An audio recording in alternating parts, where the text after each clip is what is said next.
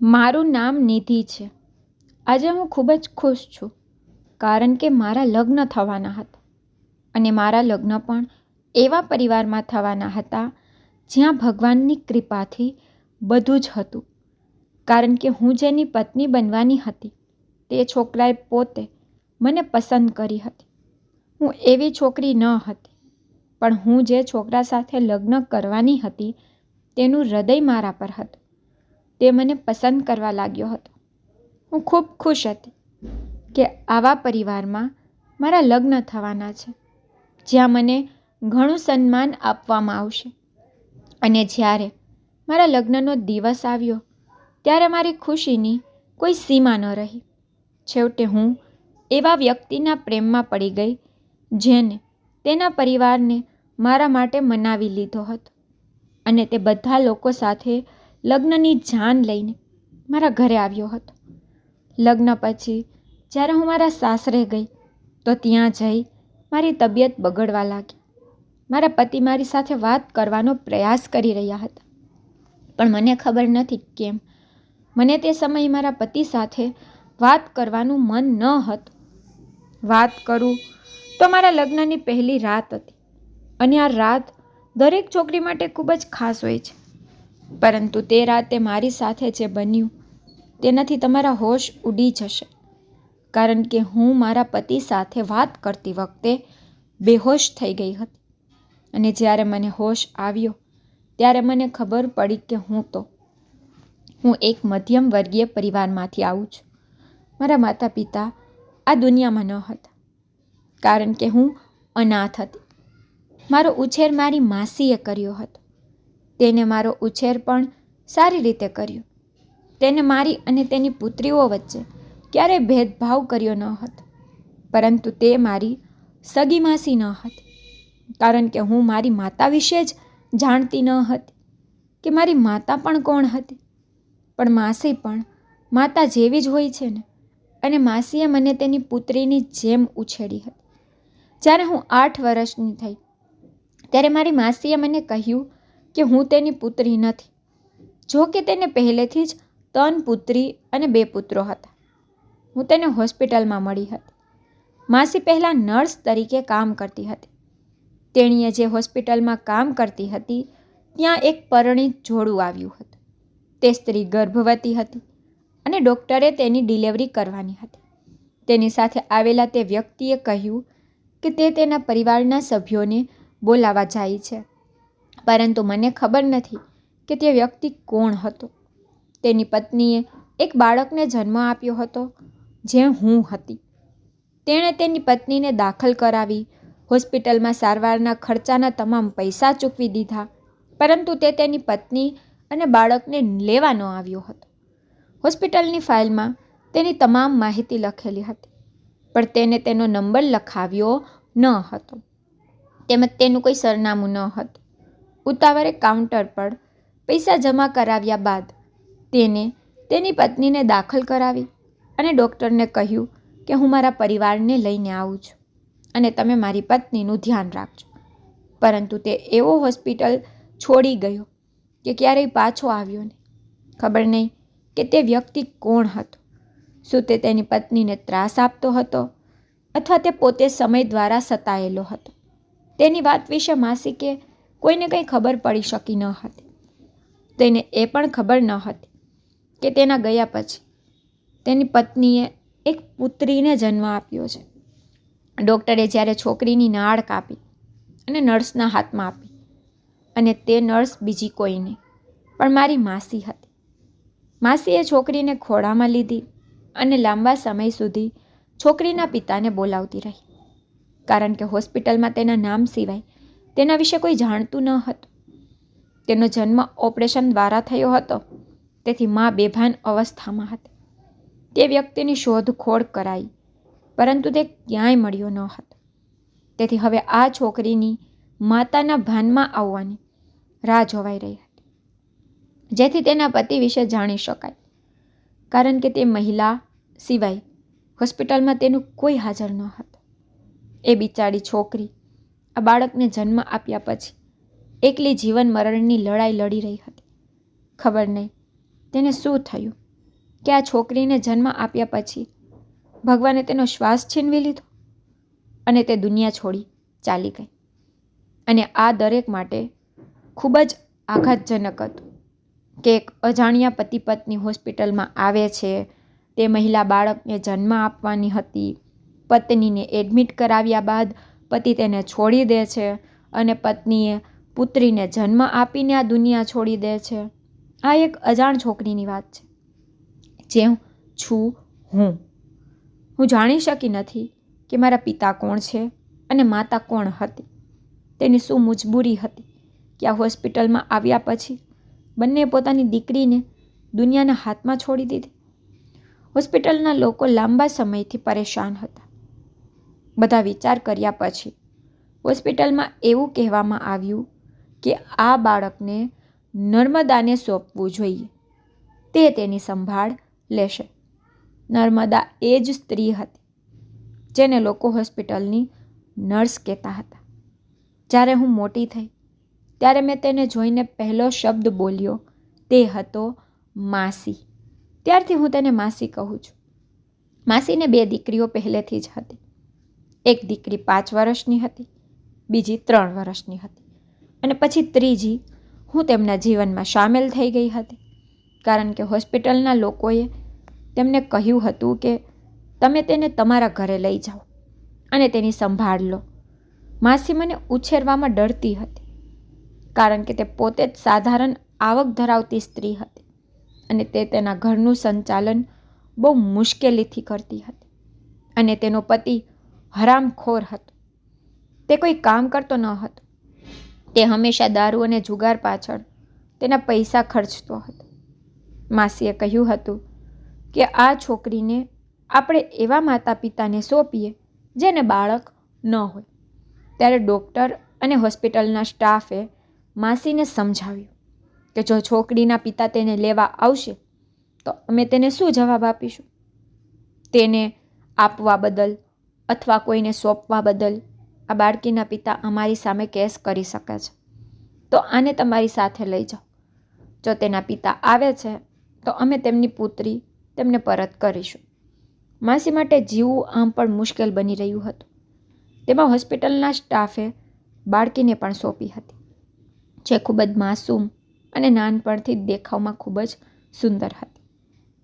હોસ્પિટલના લોકોએ તેને આશ્વાસન આપ્યું હતું અને કહ્યું હતું કે જો તું આ બાળકીની જવાબદારી લે છે તો હોસ્પિટલ તારો પગાર ડબલ કરે છે. કારણ કે આ હોસ્પિટલ ખૂબ મોટી હતી. લોકો દૂર દૂરથી અહીં સારવાર લેવા આવતા હતા અને હોસ્પિટલમાં તમામ પ્રકારના ડૉક્ટરો બેસતા હતા. અને ડૉક્ટરે પણ કહ્યું હતું કે તમે આ છોકરીને તમારી સાથે લઈ જાઓ. તેના માટે જે પણ ખર્ચ થશે તે અમે ઉઠાવીશું અને તમને તમારો પગાર મળે છે તેમ સમજો અને તમારે અહીં કામ કરવા આવવાની પણ જરૂર નથી. અમે તમારા માટે આનાથી વધુ કંઈ કરી શકતા નથી. માસી માટે એટલું જ પૂરતું હતું કે હોસ્પિટલના લોકો આ છોકરીને કારણે આખી જિંદગી નોકરી વગર તેને પગાર આપવા તૈયાર થઈ ગયા અને પછી પગાર પણ બમણો થઈ ગયો. માસી માટે આથી શ્રેષ્ઠ વસ્તુ શું હોઈ શકે. અને પછી તે મને તેના ઘરે લઈ આવી. હું 1 વર્ષની હતી ત્યારે તેને ફરી એક દીકરીનો જન્મ થયો. તેના પતિ માસીને એક જ વાત કહેતા હતા કે અમારા ઘરમાં દીકરીઓની કમી છે. જો તું આને પણ લાવી છો અને માથે તે ફરી એક દીકરીને જન્મ આપી દીધો છે. આ રીતે અમને 4 દીકરીઓ થઈ. માસી કોઈક રીતે તે 4 દીકરીઓનો ઉછેર કરતી હતી પરંતુ તેના મનમાં હવે પુત્રની ઈચ્છા હતી. અને પછી ભગવાને તેને 2 વર્ષ પછી એક પુત્ર અને 1 વર્ષ પછી બીજો પુત્ર આપ્યો. આ રીતે માસી પાસે 6 બાળકો હતા. જ્યારે તેનો નાનો દીકરો 2 વર્ષનો થયો ત્યારે માસીના પતિએ આ દુનિયા છોડી દીધી કારણ કે તે ભારે દારૂ પીતો હતો અને વધુ પડતું દારૂ પીધું હોવાથી તેની બંને કિડનીને નુકસાન થયું હતું.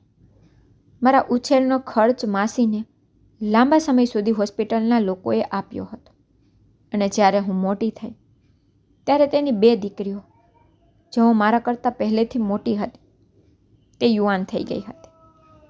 તે પછી હોસ્પિટલના લોકોએ મારો ખર્ચ આપવાનો બંધ કરી દીધો. તેને કહ્યું કે હવે બાળકી ઘણી મોટી થઈ ગઈ છે, જો તે ઈચ્છે તો કોઈ પણ નોકરી પણ કરી શકાશે. મારી માસીએ મને બાળપણમાં જ મારી આખી વાત કહી દીધી હતી કે હું તેની પોતાની દીકરી નથી. એ વાત તેણે મારાથી છુપાવી ન હતી, પરંતુ તેમ છતાં તેને ક્યારેય મારી સાથે કોઈ ભેદભાવ કર્યો ન હતો. જેમ તેના બાળકોને શાળામાં પ્રવેશ અપાવ્યો હતો, તે જ રીતે મને પણ તે જ શાળામાં પ્રવેશ અપાવ્યો હતો. તેના બાળકોને જે ભોજન આપતી હતી, મને પણ તે એ જ આપતી હતી. હા, બસ ફરક એટલો હતો કે માસીએ મને ઘરના કામમાં વધુ લગાવી દીધી હતી. તેમની બંને દીકરીઓ મોટી હતી, પણ તે ઘરના કોઈ કામ કરતી ન હતી. તેને ફક્ત તેના અભ્યાસની ચિંતા હતી, જ્યારે મારે અભ્યાસની સાથે ઘરના કામકાજ કરવા પડતા હતા. 3 નાના બહેન અને ભાઈ હજુ ઘણા નાના હતા. જીવન ખૂબ જ સારી રીતે ચાલી રહ્યું હતું. ધીમે ધીમે અમે બધા યુવાન થઈ ગયા. માસીની મોટી દીકરીએ ભણાવવાનું શરૂ કરી દીધું, જ્યારે નાની દીકરી પણ થોડા સમય પછી એ જ શાળામાં જોડાઈ ગઈ હતી. એ જ રીતે બંને દીકરીઓ કમાણી કરતી હોવાથી પરિવારનું ગુજરાન ચલાવતી હતી, જ્યારે 3 નાના બાળકો હજુ ભણતા હતા. માસીની 2 મોટી દીકરીઓ નીલમ અને શ્વેતા માસીને કહેતી કે નિધિને પણ કોઈ નોકરીમાં લગાવી દો ને, પણ મારી માસી કહેતી કે જો તે નોકરી કરશે તો ઘરનું કામ કોણ કરશે? આ ઉંમરે હું ઘરના કામ કરી શકતી નથી. હું પણ ખુશીથી કહેતી કે માસી, તમે આખી જિંદગી મારા માટે ઘણું કર્યું છે, મારે પણ નોકરી કરવી છે. તો માસી કહેતી, ના, તું ઘરમાં જ રહે, તારે નોકરી કરવાની કોઈ જરૂર નથી. ઘરમાં રહીને મારી સેવા કરવાની અને તારા નાના ભાઈ બહેનોની સંભાળ લેવાની જવાબદારી તારી છે. હું હંમેશા મારી માસીનું કહેવું માનતી હતી, કારણ કે તેને મા બનીને મારી પરવરિશ કરી હતી. તેથી હું તેમને મારી માતા સમાન જ માનતી હતી, અને હું તેમના બાળકોને મારા બહેન અને ભાઈઓ માનતી હતી. જીવન આમ જ ચાલતું હતું. પછી માસી બીમાર પડવા લાગી, તેથી જ તે તેનો મોટા ભાગનો સમય હવે ઘરમાં જ પસાર કરતી હતી. જ્યારે હું ઘરમાં રહીને ઘરના તમામ કામો કરતી હતી. બધા ભાઈ બહેનોની પણ ખૂબ કાળજી લેતી. બંને બહેનો કામે જતી અને ઘરે આવ્યા પછી તે ખૂબ જ થાકી જતી. હું લાંબા સમય સુધી બંનેના પગ દબાવતી હતી. મને તેના પગ દબાવવામાં કોઈ વાંધો ન હતો. લોકો કહેતા કે હું બહુ સુંદર છું, જ્યારે મારી માસીની 3 દીકરીઓ સાદી દેખાવની હતી. માસી હવે તેની મોટી દીકરીના લગ્ન કરાવવા માંગતી હતી, તેથી તેણે તેની પુત્રી માટે સંબંધ શોધવાનું શરૂ કર્યું, અને અંતે તેને એક સારો સંબંધ મળ્યો. લોકો ગરીબ હતા, પણ ઇજ્જતદાર હતા. આ રીતે તેની સૌથી મોટી પુત્રી નીલમના લગ્ન થયા હતા. પછી 4 વર્ષ પછી આમ જ વીતી ગયા. હું 20 વર્ષની હતી. ઇન્ટર પૂરું થતાં માસીએ મને ઘરે બેસાડી અને કહ્યું કે તારા માટે આટલું જ ઘણું છે. તારે આગળ ભણી શું કરવું છે? તારી બહેનની જેમ તારે પણ ઘર જ સંભાળવાનું છે. મને તો પણ આની સામે કોઈ વાંધો ન હતો. માસીની સૂચના મુજબ પરીક્ષા પૂરી થતાં જ હું ઘરે બેસી ગઈ, અને થોડા મહિના પછી મારી માસીની નાની દીકરીનો સંબંધ પણ ગરીબ પરિવારમાંથી આવ્યો હતો. માસી કહેવા લાગી, તેની એક દીકરી તો ગરીબ પરિવારમાં ગઈ છે, પણ બીજી દીકરીના લગ્ન સારા પરિવારમાં જ થવા જોઈએ, કારણ કે બંને દીકરીઓ ભણેલી અને નોકરી કરતી હતી. પરંતુ જ્યાં તેમનું ભાગ્ય જોડાયેલું હતું, ત્યાં તેમના લગ્ન થવાના હતા. શ્વેતાના લગ્ન પણ તેવા પરિવારમાં થયા હતા જ્યાં તેના ઘર સિવાય બીજું કંઈ ન હતું.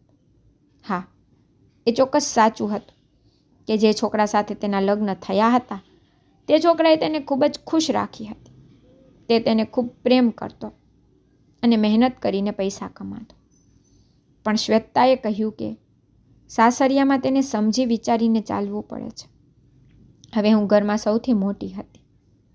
નાના ભાઈઓ પણ એટલા સક્ષમ થઈ ગયા હતા કે માસીએ તેમને વિસ્તારના કારખાનામાં સામાન પેકિંગ માટે રાખી દીધા હતા. સવારે તે શાળાએ જતા અને સાંજે તે કારખાનામાં કામ કરવા જતા હતા.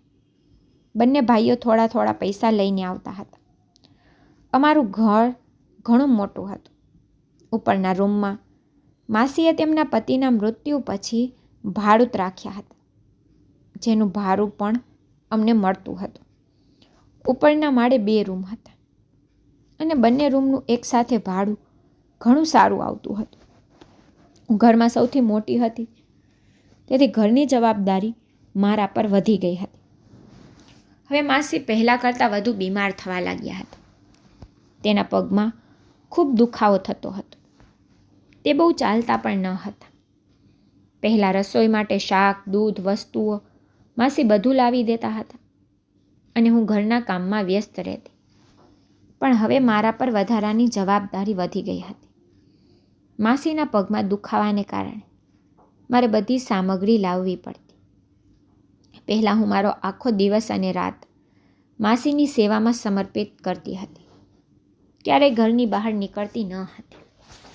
પરંતુ હવે મારે દરરોજ ઘરેથી નીકળવું પડતું હતું, કારણ કે ઘરે કોઈ ન હોતું જે મને રાશનની વસ્તુઓ ખરીદી આપી શકે. નાની બહેન પાયલ મોટાભાગે તેના અભ્યાસમાં વ્યસ્ત રહેતી, જ્યારે બંને ભાઈઓ પાસે મારા માટે તો કોઈ કામ કરવા સમય ન હતો. તેથી જ હું વસ્તુઓ ખરીદવા માટે જાતે ઘરેથી જતી હતી. માસીને પણ આની સામે કોઈ વાંધો ન હતો, કારણ કે જો હું સામાન ન લાવી હોત તો ઘરમાં ભોજન કેવી રીતે બને. એક દિવસ હું રાશનની દુકાને રાશનની વસ્તુઓ ખરીદવા ગઈ હતી. આ દુકાન કદાચ હજી નવી ખુલી હતી, કારણ કે મેં આ દુકાન પહેલાં અહીં જોઈ ન હતી. આ દુકાનનો દુકાનદાર એક યુવાન છોકરો હતો. મેં તેને કહ્યું કે મને 5 કિલો લોટ અને 2 કિલો ખાંડ આપો. સામાન ખરીદ્યા પછી મેં તેને પૈસા આપ્યા, પરંતુ હું ધ્યાન આપી રહી હતી કે તે મારી તરફ એટલી ધ્યાનથી જોઈ રહ્યો હતો કે હું નીચું જોવા લાગી અને હું ઘરે ચૂપચાપ આવી ગઈ હતી. બીજા દિવસે ફરીથી મારે ડિટર્જન્ટ અને નહાવાનો સાબુ ખરીદવા માટે દુકાન પર જવું પડ્યું. તે છોકરાએ ફરી મને ધ્યાનથી જોઈ રહ્યો હતો. મને ખબર નથી કે તે મારામાં શું નોટિસ કરતો હતો, પરંતુ હવે દરેક વખત આવું થવા લાગ્યું હતું. જ્યારે પણ હું તેની દુકાનને સામાન ખરીદવા જતી, ત્યારે તે મને ધ્યાનથી જોતો અને હવે તો જોઈને હસવા પણ લાગ્યો હતો. હું વિચારવા લાગી, તે મને એકલી છોકરી જોઈને ફસાવાનો પ્રયાસ કરી રહ્યો છે. મને તેની નજર ગમતી ન હતી, તેથી જ મેં તેની દુકાન છોડી દીધી અને બીજી દુકાનમાંથી સામાન ખરીદવાનું શરૂ કર્યું. પરંતુ કેટલાક દિવસો વીતી ગયા, જ્યારે મારે અર્જન્ટ ચોખા ખરીદવા હતા અને અમારા વિસ્તારમાં આ 2 જ દુકાનો હતી. બાકીની દુકાન માટે બહુ દૂર જવું પડતું. ઘરમાં ચોખા ન હતા. હું ચોખા ખરીદવા દુકાને ગઈ, ત્યારે આજે તે દુકાન બંધ હતી. હું સમજી શકતી ન હતી કે શું કરવું. પછી મને આ છોકરાની દુકાનમાંથી ચોખા ખરીદવાની ફરજ પડી. જ્યારે હું ચોખા લેવા તેની પાસે ગઈ, ત્યારે તે મને જોતાં જ ખૂબ જ ખુશ થઈ ગયો. પહેલાં તો તે લાંબા સમય સુધી હસતો રહ્યો, કહેવા લાગ્યો, એક સાઈડ ઊભા રહો મેડમ. પહેલાં તે બાકીના ગ્રાહકો સાથે વ્યવહાર કરતો હતો. સામે ઊભેલા ગ્રાહકો તેમનો સામાન લઈને દુકાનમાંથી બહાર નીકળ્યા કે તરત જ તેણે મને કહ્યું, ઘણા દિવસો પછી તમે મારી દુકાનેથી સામાન ખરીદવા આવ્યા છો. શું ક્યાંક ગયા હતા? મેં કહ્યું, પણ તમે મને કેમ પ્રશ્ન પૂછો છો? સામાન આપો અને પૈસા લો, એ જ તમારું કામ છે. તે કહેવા લાગ્યો, અરે મેડમ, તમે તો ગુસ્સે થઈ રહ્યા છો. હું એવું કહેવા માંગતો નથી. મેં કહ્યું, તો તમારો મતલબ શું છે?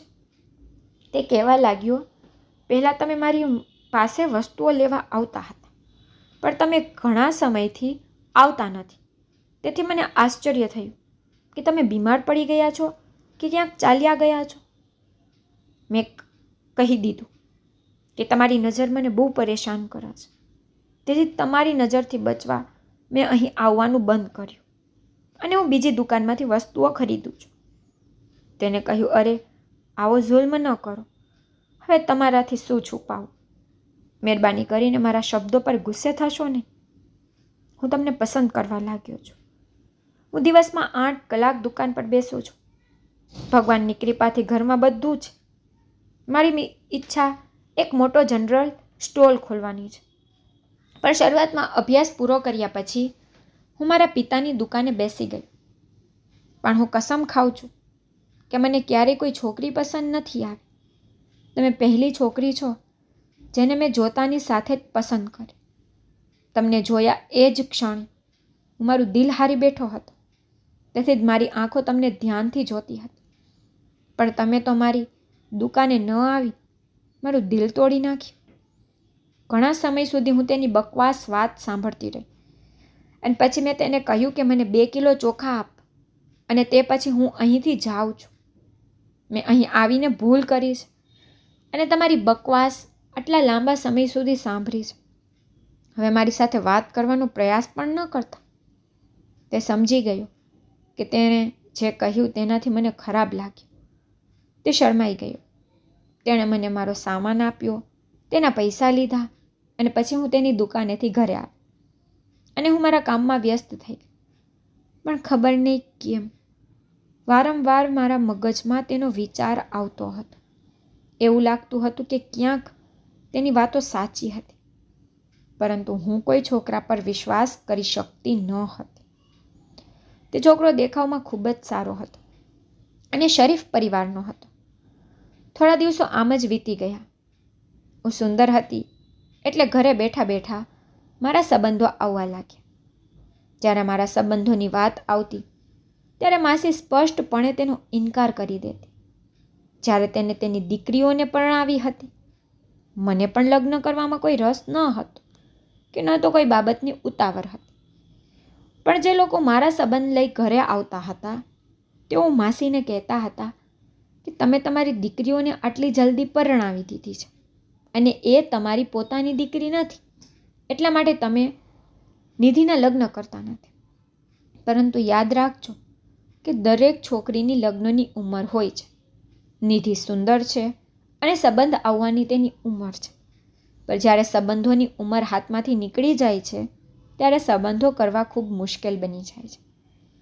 માસી લોકોની આ વાતોથી ખૂબ કંટાળી ગઈ હતી. તેને કહ્યું, નિધિ, તને પણ લાગતું હશે કે હું તારા લગ્ન નથી કરી રહી, પરંતુ મને હંમેશા મારા પરિવારની ચિંતા રહે છે. તે મારા અને મારા પરિવાર માટે ઘણું કર્યું છે. તું ચાલી જઈશ તો અમારું શું થશે? તું ઘરના બધા કામ કરે છે અને તેની સાથે તું ભાડૂતનો હિસાબ પણ રાખે છે. મને તો કંઈ ખબર નથી. મેં કહ્યું, માસી, ચિંતા ન કર, હું તને છોડીને ક્યાંય નહીં જાઉં. જ્યારે હું આ કહેતી ત્યારે માસી ખુશ થઈ જતી. એક દિવસ ઘરમાં હંગામો મચી ગયો હતો, કારણ કે નીલમ તેના પતિ સાથે અમારા ઘરે આવી હતી અને કહ્યું હતું કે તે હવે તેના સાસરે નહીં રહે. જ્યારે માસીએ પૂછ્યું કે તેના સાસરિયામાં શું થયું છે, તો તેણે કહ્યું કે સાસરિયામાં મને અને મારા પતિને કોઈ ઇજ્જત આપતું નથી. તેથી હું અને મારા પતિ ઘર છોડી આવી ગયા છીએ અને હવે અમે તમારી સાથે રહીશું. આ સાંભળીને માસી ચોંકી ગઈ. તેને કહ્યું, તમે અહીં અમારી સાથે કેવી રીતે રહી શકો છો? અમે આ ઘરમાં કેમ રહીએ છીએ તને ખબર નથી? નીલમ કહેવા લાગી, આ ઘર ઘણું મોટું છે, પણ તમે તેને ભાડૂતને આપી દીધું છે. હું ઈચ્છું છું કે તમે ભાડૂતને બહાર કાઢીને તે રૂમ મને આપો. હું તમને તે રૂમના પૈસા આપી દઈશ. દીકરીની વાત સાંભળી માસી એક ક્ષણ માટે ચૂપ થઈ ગઈ, પણ પછી તે પોતાની દીકરીને ના પાડી શકી નહીં. પછી માસીએ જૂના ભાડૂતને બહાર કાઢ્યા અને ઉપર નીલમ અને તેનો પતિ રહેવા લાગ્યા. તે લોકો ઉપરના ભાગમાં રહેતા હતા, પણ તે અમારું જ ભોજન ખાતા હતા. નીલમનો પતિ બદમાશ હતો, કોઈ કામ કરતો ન હતો અને આ જ કારણ હતું કે 1 મહિના સુધી અમારા ઘરમાં રહેતા હોવા છતાં નીલમે તેના પતિને કહ્યું કે અમને ભાડું ન આપે. અમારું ઘર આ પૈસાથી ટકી રહ્યું હતું. હવે ઘરમાં તણાવપૂર્ણ પરિસ્થિતિ ઊભી થવા લાગી અને માસી તેની પુત્રી અને જમાઈથી ખૂબ જ પરેશાન હતી. પરંતુ તે બંનેને કંઈ બોલી ન શકી. પણ તેણે પોતાની દીકરીને ચૂપચાપ શબ્દોમાં ચોક્કસ કહી દીધું કે જો તારો પતિ કંઈ કમાતો ન હોય તો તું પહેલાંની જેમ નોકરી કર અને તમારું ઘર ચલાવ. માસીની વાત સાંભળીને નીલમને ગુસ્સો આવ્યો. તેને કહ્યું કે મારા પતિને પસંદ નથી કે તેની પત્ની નોકરી કરે. ઘરની પરિસ્થિતિ ખૂબ જ ખરાબ થઈ ગઈ હતી. ભાઈઓ બહુ પૈસા કમાતા ન હતા અને હવે એ બંને મોટા થઈ રહ્યા હતા. એટલા માટે તેને પોતાના પૈસા પોતાની પાસે રાખવાનું શરૂ કરી દીધું. માસીએ પાયલને પણ શાળાએથી ઉઠાવી લીધી અને ફી ભરવા માટે પૈસા ન હોવાથી પાયલને પણ પોતાનો અભ્યાસ છોડવો પડ્યો હતો. ઘરની પરિસ્થિતિ ખરાબ હતી અને પછી એક એવો સમય આવ્યો જ્યારે ઘરમાં ખાવા માટે કંઈ ન હતું. માસી મને વારંવાર કહેતી કે ઘરનું રાશન ખત્મ થઈ ગયું છે. નિધિ, કંઈ પડ્યું હોય તો બનાવી ખવડાવી દે, બહુ ભૂખ લાગી છે. બંને પુત્રો પાસે પૈસા માંગ્યા છે. બંને પોતપોતાના ખાલી ખિસ્સા બતાવ્યા. જો તારી પાસે થોડા પૈસા હોય તો બજારમાંથી રાશન લાવ અને જમવાનું બનાવ. માસીની વાત સાંભળીને મારી આંખમાં આંસુ આવી ગયા. કારણ કે મેં રાખેલા પૈસા તો પહેલેથી જ ખર્ચી કરી નાખ્યા હતા. ઘરની પરિસ્થિતિ ઘણા સમયથી ખરાબ હતી. હું મારા બચેલા પૈસાથી જ ઘર માટે સામાન લાવતી હતી. પણ હવે મારી પાસે પૈસા ન હતા. માસીએ મને આ વાત ખૂબ જ અપેક્ષા સાથે કહી હતી અને તેમને ખૂબ ભૂખ પણ લાગી હતી. મને કંઈ સમજાતું ન હતું. મેં વિચાર્યું કે હું દુકાન પર જઈને ત્યાંથી કેટલીક વસ્તુઓ ઉધાર લઈ આવું છું. પછી હું 1-2 દિવસમાં પૈસા પરત કરી દઈશ. હું બીજી દુકાને ગઈ અને મેં તેને રાશનની 1-2 ચીજ વસ્તુઓ જણાવી. પણ તેણે મને વસ્તુઓ ઉધાર આપવાની સ્પષ્ટ ના પાડી અને કહ્યું કે અમે ઉધાર આપતા નથી, તમારે પહેલાં પૈસા લાવવા પડશે. મને સમજાતું ન હતું કે હવે હું શું કરું. પછી હાર સ્વીકારીને હું એ છોકરાની દુકાનેથી સામાન ખરીદવા ગઈ. હું જાણતી હતી કે તે તો સરળતાથી મને સામાન ઉધાર આપશે. જ્યારે હું તેની દુકાને ગઈ ત્યારે તેણે મારી સામે જોયું અને પછી તે આંખો નીચી કરીને મારી સાથે વાત કરવા લાગ્યો. તેણે કહ્યું, મને કહો કે હું તમને શું સામાન આપું. મેં કહ્યું, મારે થોડી સામગ્રીની જરૂર છે પણ મારી પાસે પૈસા નથી. હું તમારી પાસેથી માલ ઉધાર લેવા આવી છું. મને માફ કરો, હું તમને 2-3 દિવસ પછી પૈસા આપી દઈશ. હું જાણું છું કે મેં તમારી દુકાને માલ લેવાનું બંધ કરી દીધું છે, પણ હું એ પણ જાણું છું કે તમે મને મજબૂરીમાં મદદ કરશો. મારી વાત સાંભળીને તે ચોંકી ગયો. તેને કહ્યું, હા હા, હું તમને માલ આપીશ. મને કહો કે તમે શું સામાન લેવા આવ્યા છો. તેણે મારા માટે સામાન પેક કર્યો હતો અને કહ્યું, તમારે આ પૈસા આપવાની જરૂર નથી. મારે પૈસા નથી જોતા. તમે તેને મારી તરફથી મદદ માનો. તે હસતા હસતા મને આ કહેતો હતો. હું તેની દુકાનેથી પાછી આવી હતી અને પછી ઘરે આવીને ભોજન બનાવીને બધાને ખવડાવી. ત્યારે બધાના પેટ ભરાઈ ગયા હતા. માસીએ કહ્યું કે નિધિ દીકરા, તારો ખૂબ ખૂબ આભાર, પણ તું આ સામાન ક્યાંથી લાવી? તો મેં તેને આખી વાત કહી.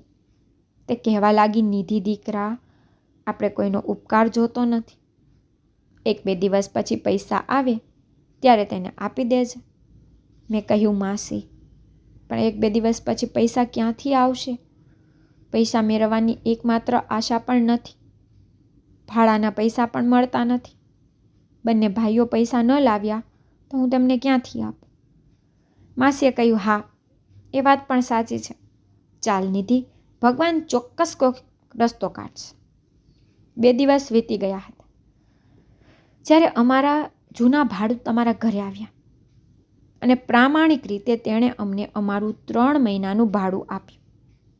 તેને કહ્યું કે હું અહીંથી ગયો ત્યારે તમારું 3 મહિનાનું ભાડું બાકી હતું. હવે અમને બીજું ઘર મળી ગયું છે. મેં વિચાર્યું કે હું તમને તમારા પૈસા પાછા આપી દઉં. માસી તે માણસની પ્રામાણિકતાથી ખૂબ જ ખુશ હતા, કારણ કે તે ઘણા સમયથી તેની પત્ની સાથે અમારા ઘરમાં રહેતા હતા. માસીએ મને પૈસા આપ્યા અને કહ્યું કે નિધિ, જેનો માલ ખરીદ્યો તેના પૈસા પણ પાછા આપી દેજા, અને તેને કહેતી આવજે કે જો અમને ક્યારે ઉધાર સામાન ખરીદવાની જરૂર પડશે તો અમે તે તમારી પાસેથી ખરીદીશું. અને હા, હંમેશા આ દુકાનદાર પાસે જાજે, કારણ કે મુશ્કેલીના સમયમાં જેને અમારો સાથ આપ્યો વ્યક્તિને હંમેશા તેની પાછળ જ જવું જોઈએ. જ્યારે હું મારી માસી પાસેથી પૈસા લઈને દુકાનદારને આપવા ગઈ ત્યારે તેણે તે પૈસા લેવાની સ્પષ્ટ ના પાડી દીધી અને કહ્યું કે મેં તમને કહ્યું હતું ને કે મને પૈસા નથી જોતા, પણ હું તમને મદદ કરું છું. મેં કહ્યું કોઈ વાંધો નહીં, પણ હવે તમે આ પૈસા રાખો. પરંતુ હજુ પણ તે પૈસા લેતો ન હતો, પરંતુ હું તેને બળજબરીથી પૈસા આપતી હતી. તેણે કહ્યું ઠીક છે, હું તમારી વિનંતી મુજબ પૈસા લઈશ, પણ મારી એક શરત છે. મેં પૂછ્યું શું શરત છે? તો તેને કહ્યું કે તમારે મારી દુકાનમાંથી માલ ખરીદવો પડશે, બીજી કોઈ દુકાનમાંથી નહીં. તેની વાત સાંભળીને હું એક ક્ષણ માટે ચોંકી ગઈ કે તે આવી વાતો કેમ કરી રહ્યો છે, પણ પછી બધું વિચારીને મને જ શરત સ્વીકારવી પડી અને પછી હું તેની દુકાન પર વસ્તુઓ ખરીદવા લાગી. હવે ધીરે ધીરે મને તેમના શબ્દો ગમવા લાગ્યા, કારણ કે જ્યારે પણ હું તેની પાસેથી વસ્તુઓ ખરીદવા જતી તે મારી સાથે હસી મજાક કરતો અને અમે બંને સારા મિત્રો બની ગયા. કેટલીક વાર મારી પાસે પૈસા ન હોય ત્યારે તે મને વસ્તુઓ ઉધાર આપતો અને બદલામાં પૈસાની માંગ પણ કરતો ન હતો. જ્યારે પણ મારી પાસે પૈસા હોતા હું તેને આપતી હતી. બધું ખૂબ જ સારી રીતે ચાલી રહ્યું હતું. કદાચ તે મને પસંદ કરવા લાગ્યો હતો. તેવી જ રીતે એક દિવસ મારો સામાન આપતા તેને મારો હાથ પકડી લીધો. જ્યારે મેં મારો હાથ છોડાવ્યો ત્યારે તેણે મને કહ્યું, જો મારી આ હરકત પર નારાજ ન થતી, પણ મને તમારા ઘર વિશે કહો. મારો પરિવાર મારા માટે છોકરી શોધી રહ્યો છે. મારે બીજા કોઈ સાથે લગ્ન કરવા નથી. હું તારી સાથે પ્રેમનું નાટક કરી તને દગો આપવા નથી માંગતો, પણ તારી સાથે લગ્ન કરીને હું તને મારા જીવનમાં સામેલ કરવા માંગુ છું.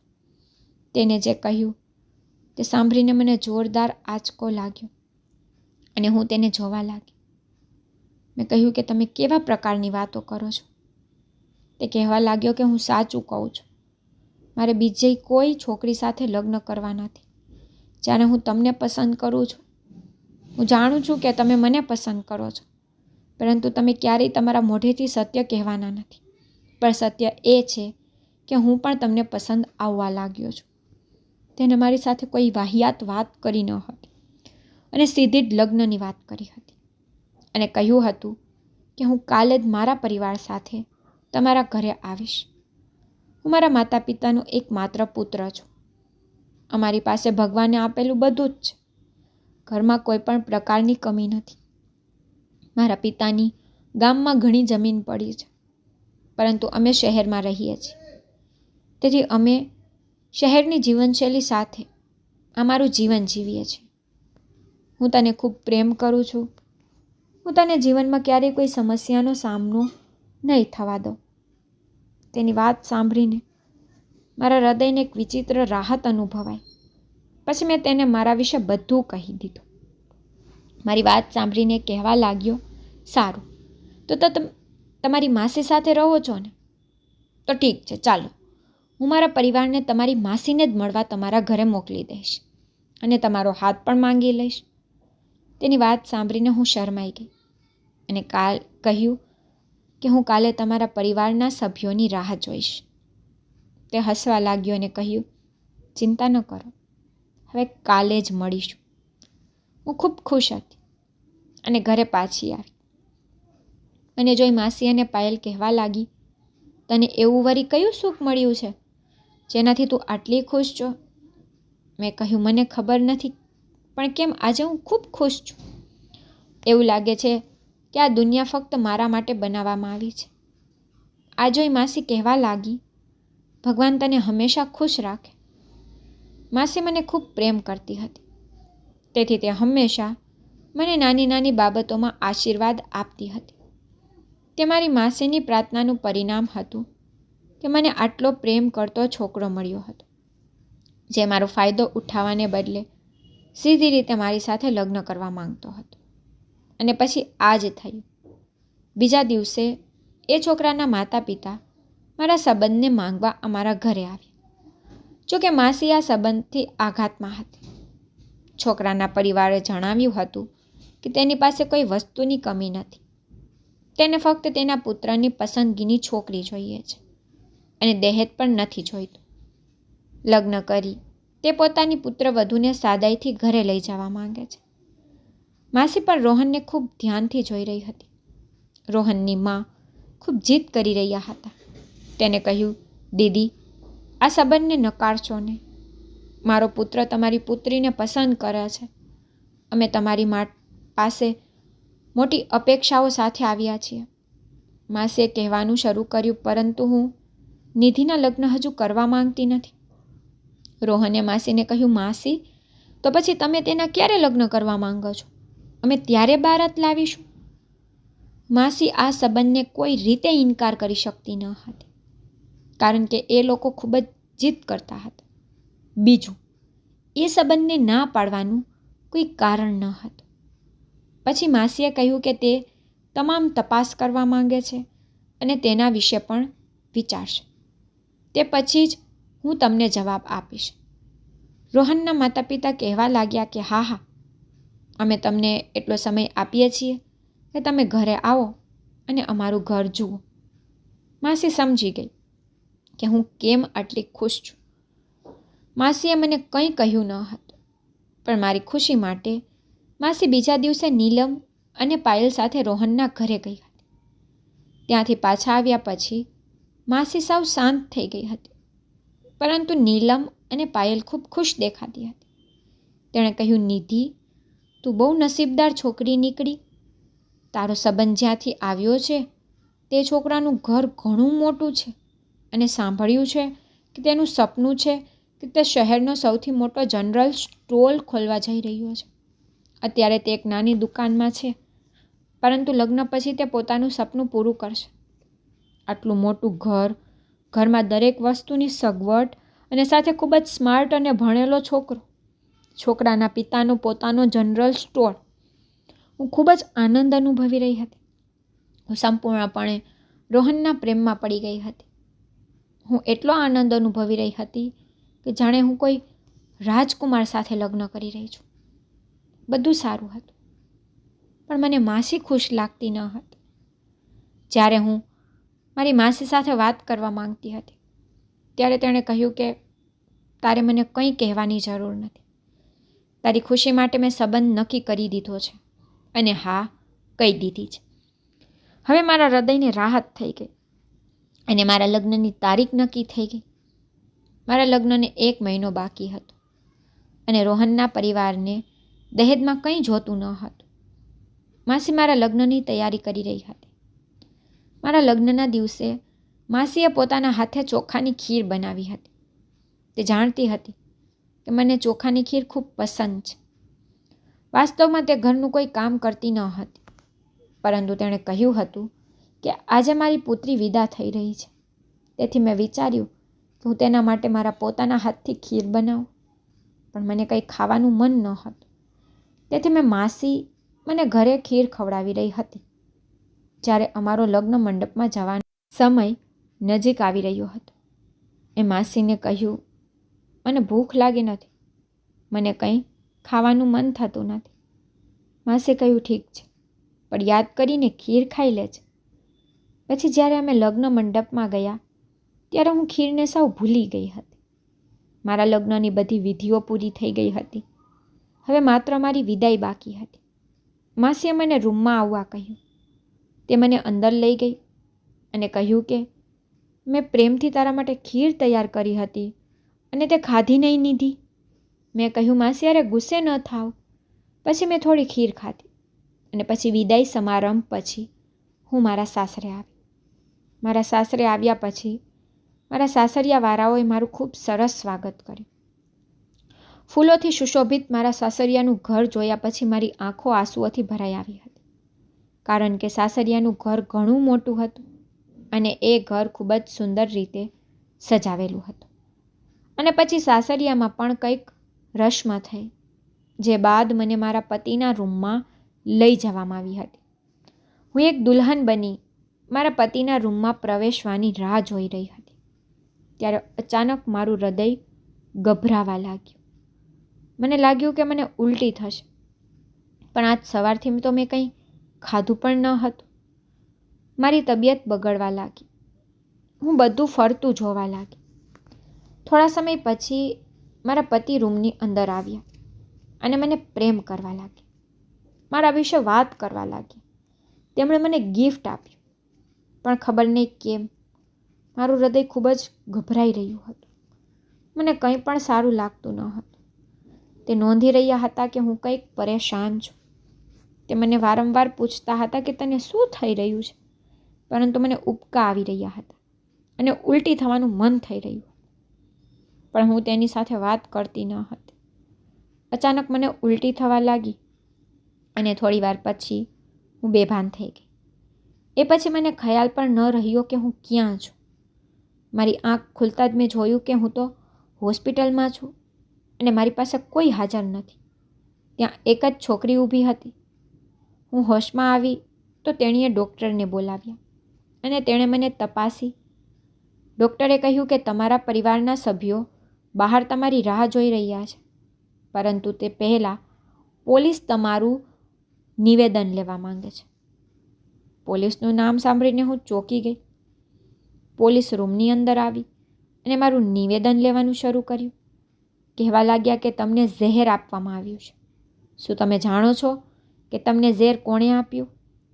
અમને શંકા છે કે તમારા સાસરિયાઓએ કે તમારા પતિએ તમને મારી નાખવા માટે તમને ઝેર આપ્યું છે. પોલીસ કર્મીઓની વાત સાંભળીને હું ચોંકી ગઈ. જ્યારે ડૉક્ટરે જ પોલીસને બોલાવી હતી. ડૉક્ટરને ખબર પડી કે મને ઝેર આપીને મારી નાખવાનો પ્રયાસ થયો છે, જેથી તેઓએ પોલીસ બોલાવી હતી. મને ઝેર આપવામાં આવ્યું છે તે વાત સાંભળીને હું ચોંકી ગઈ હતી. પણ મને ઝેર કોણે આપ્યું હશે? જ્યારે મેં યાદ કર્યું ત્યારે હું મારા હોશ ગુમાવી બેઠી. કારણ કે લગ્નના દિવસે છેલ્લી ક્ષણે મારી માસીએ જ મને ખીર ખવડાવી હતી અને આનો અર્થ તો એ થયો કે માસીએ જ મને મારવાનો પ્રયાસ કર્યો હતો. મેં પોલીસ ઇન્સ્પેક્ટરને કહ્યું કે મને કોઈએ મારવાનો પ્રયાસ નથી કર્યો અને મને કંઈ યાદ નથી. તમે લોકો મને એકલી છોડી દો.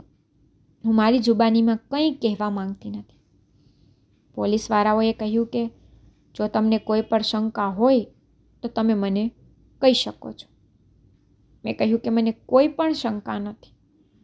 તમે લોકો કૃપા કરીને મારો કેસ બંધ કરો. મારી વાત સાંભળીને પોલીસવાળા ત્યાંથી ચાલ્યા ગયા અને પછી ધીમે ધીમે હું સ્વસ્થ થવા લાગી.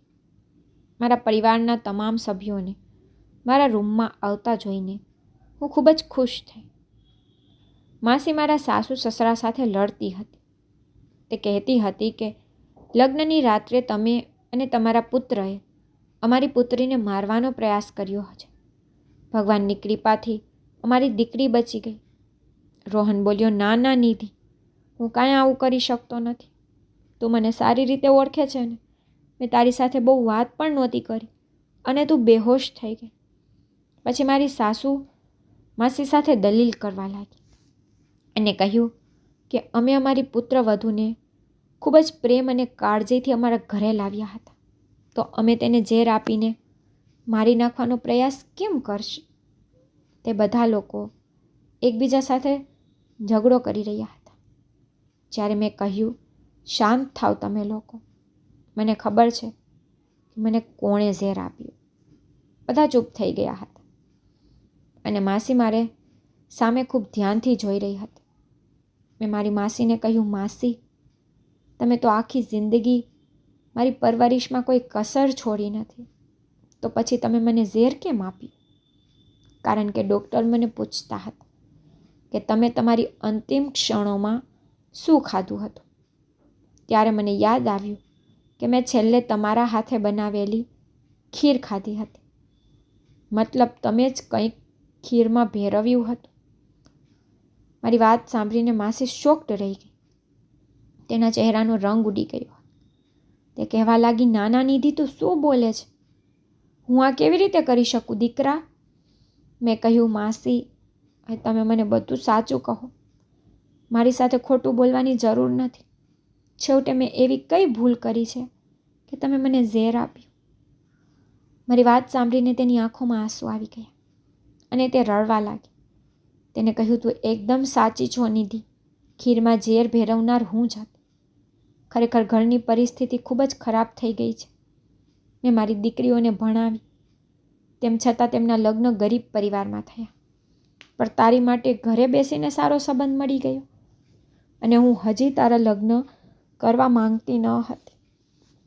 આ લોકો તને તેમના ઘરની વહુ બનાવવા માટે ઘણા સમયથી રાહ જોઈ રહ્યા હતા. હું એકલી ઘરના સંજોગો સામે લડી શકતી નથી. તું મારા સુખ દુઃખની સાથી હતી. હું તને છોડી શકતી નથી. પછી મારે શું કરવું? એ છોકરાએ તને પ્રેમ કરતો હતો એટલે એના પ્રેમને સફળ બનાવવા અમારા ઘરે સંબંધ લાવ્યો. તું કોઈ રીતે મને ભોજન બનાવીને ખવડાવતી હતી. પણ મેં વિચાર્યું કે તારા ગયા પછી અમે તો ભૂખે મરી જઈશું. મને લાગ્યું હતું કે તારા સાસરિયાઓ અમીર લોકો છે, એટલા માટે હું તને ઝેર આપીશ. લગ્ન પછી તું તારા સાસરે જઈશ અને પછી તું મરી જઈશ. ત્યારે હું તે લોકોને દોષ દઈશ કે એ લોકોએ મારી પુત્રીની હત્યા કરી છે અને તેના બદલામાં હું તેમની પાસેથી પૈસા વસૂલ કરીશ, જે ભવિષ્યમાં મારું જીવન સરળ બનાવશે. પૈસાનો લોભ મારા હૃદયમાં પ્રવેશી ગયો હતો. તેથી જ મેં બધું કર્યું હતું. પરંતુ જ્યારે તને હોસ્પિટલમાં લાવવામાં આવી ત્યારે ડૉક્ટરને ખબર પડી કે તને ઝેર આપવામાં આવ્યું છે અને ડૉક્ટરે કહ્યું કે આ પોલીસ કેસ છે. ડૉક્ટરે બળજબરીથી પોલીસ બોલાવી અને કહ્યું કે તમે લોકોએ નવવધૂને ઝેર આપીને મારી નાખવાનો પ્રયાસ કર્યો છે.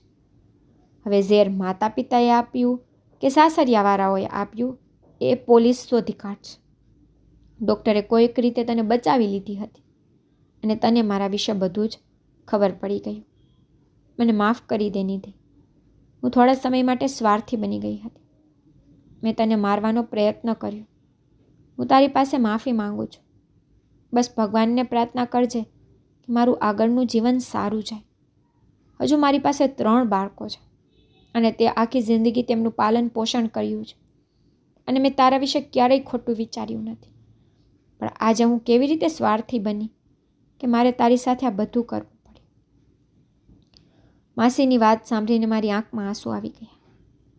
મેં કહ્યું, માસી, તને શું લાગે છે કે મેં ખુશીથી લગ્ન કર્યા છે તો મારા સાસરિયાના ઘરે જઈ અને તમને મૂકીને ખુશ રહીશ?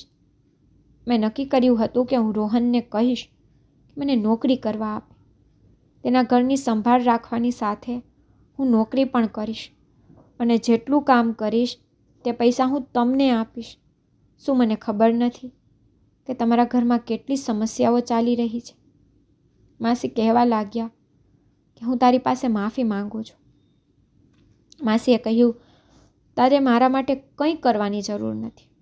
મારી સજા એ છે કે હું એકલી રહું, કારણ કે મેં તને મારવાનો પ્રયાસ કર્યો હતો. મારી વહાલી દીકરીને મારી નાખવાની કોશિશ કરી, જે મારી બધી દીકરીઓ કરતાં વધારે છે.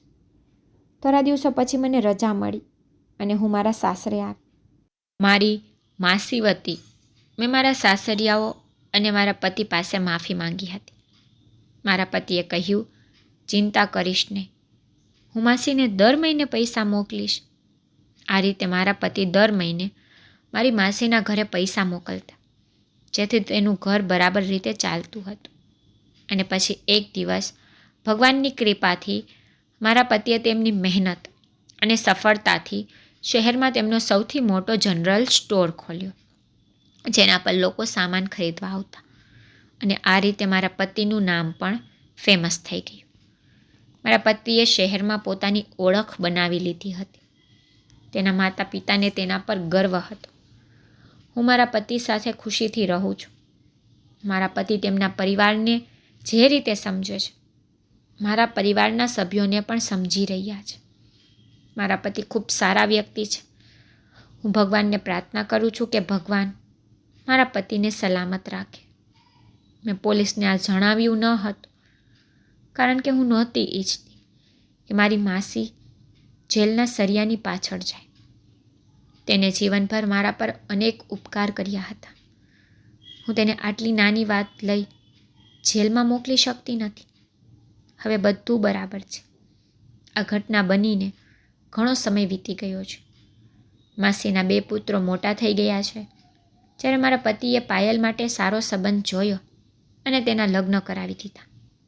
અને મારી માસીના 2 પુત્રો હવે તેમની મહેનતની કમાણી લાવી મારી માસીને આપી દે છે અને અમે અમારું ઘર ચલાવીએ છીએ. જ્યારે નીલમ પણ તેના પતિ સાથે સાસરે ચાલી ગઈ છે. માસીએ ફરીથી ઉપરનો ભાગ ભાડે આપી દીધો છે. હવે માસી પણ તેના ઘરમાં ખુશ છે અને હું મારા પતિ સાથે ખુશ છું. તો જો તમને મારી સ્ટોરી પસંદ આવી હોય તો લાઈક શેર સબસ્ક્રાઈબ જરૂરથી કરજો અને કમેન્ટમાં મને જરૂરથી કહેજો કે તમને મારી સ્ટોરી કેવી લાગી છે. Thank you.